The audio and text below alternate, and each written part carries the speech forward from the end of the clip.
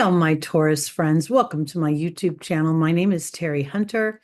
I'm an intuitive astrologer and a tarot card reader, and I'm here today to do a couple tarot card spreads for you. This video is based on Taurus as your birthday month or your sun sign. So you don't need to know anything about astrology other than your birthday. What I'm going to do is first I'm going to do a love spread. I'm going to do a 4-card spread. The first position is the foundational position. The second position is the opportunity and or the obstacle. The third position is the angel's advice, and the fourth position is the potential outcome. This love and money readings are for the month of March 2025. And before I start, or as I shuffle for your love reading, I just want to let you know that there's also Taurus monthly astrology, as well as Taurus yearly astrology. And you can check the end of the video for the links to those.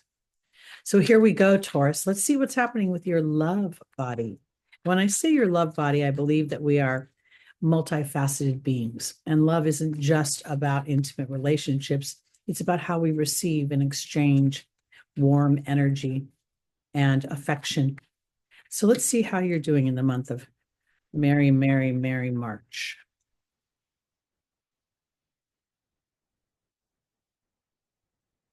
All right. First position, we have the 2 of Swords. A decision is being made. Then we have the 3 of Wands looking to the future. We have the 10 of Wands. We don't want to do anything hard anymore. And then we have the Knight of Cups.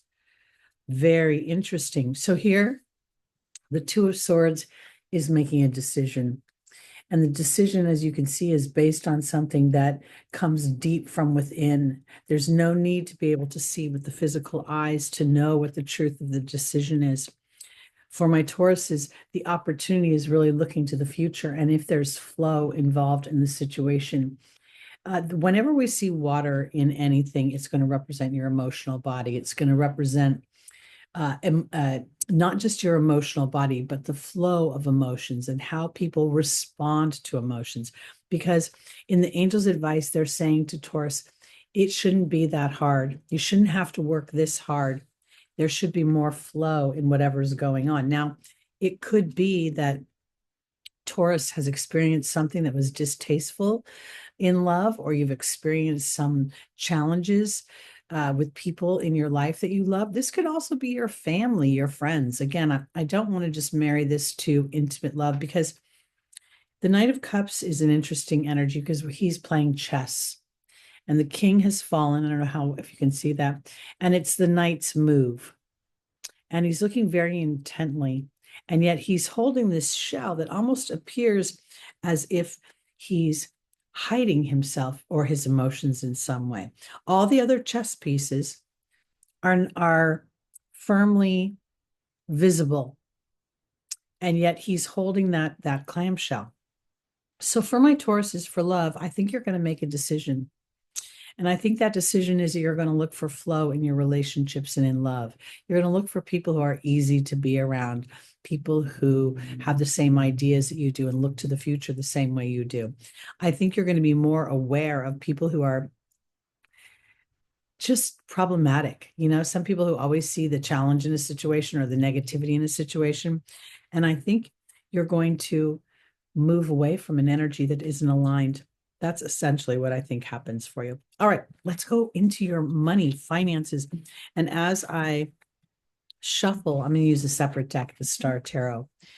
I want to offer this to my Tauruses. You rule money in the Zodiac. You rule money you make from your own skills, from your perception, from using your talents and your gifts. It's also a little bit of a trigger, because a lot of what we believe about what's possible, we learn from the second house of Taurus as well. And so when we talk about money, everybody has a ceiling. Everybody has a number in their head, you know, regardless of whether it's big or small, something that is a belief. So I want to offer you the idea of not using the word money anymore, but rather using the word resources, as if everything that can come to you could in some way be valuable. So it doesn't necessarily just have to be the exchange of currency. could be the exchange of other things. And that will help take any resistance off of your abundance. Let's see how March looks.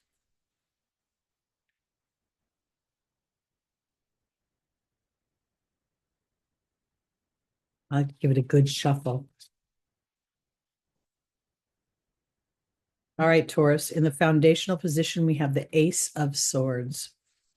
In the opportunity or the obstacle, we have the Star. In the Angel's Advice, we have the Three of Pentacles.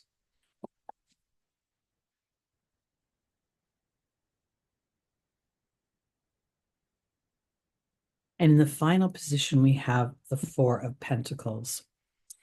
You know, this is interesting because it has a lot to do with how you're processing things through your mind. The swords always represent the intellect, the process of thinking, the air element. And here, this is the foundational position.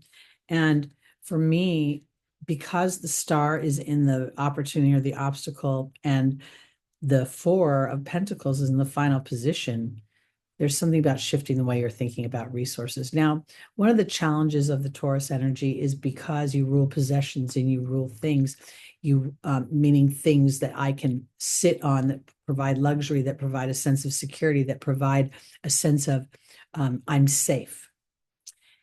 This is really about starting to rewrite what safety is, because safety is the flow of things.